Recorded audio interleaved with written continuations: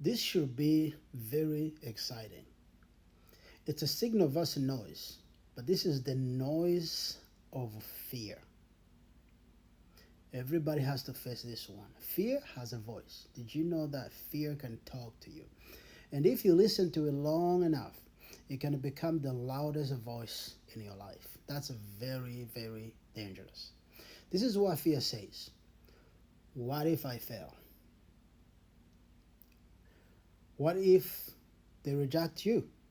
What if you don't have enough of anything? Or you're not enough yourself? What if your future doesn't work out? What if something goes wrong? That's a fear talking. And suddenly you are making decisions based on fear, not from faith. This is the most dangerous thing to have as a believer.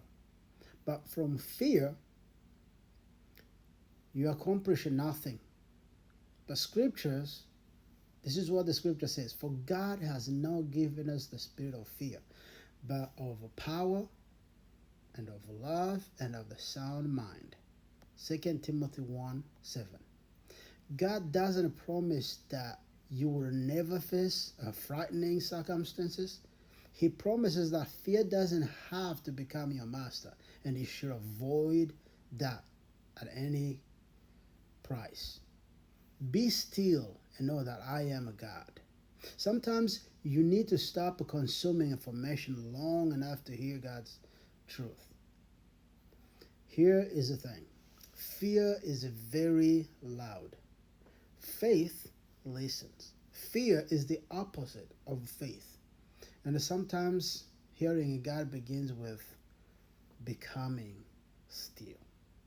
Now, I have seen this in my own life, and I want to share this with you so that I'm a person who hates noise. I hate noise.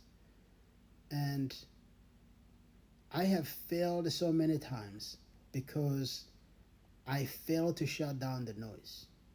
I am learning that noise is the enemy of a signal, is the enemy of hearing God's voice, is the enemy of any success. You cannot success in the noise. You have to shut it down and build the signal.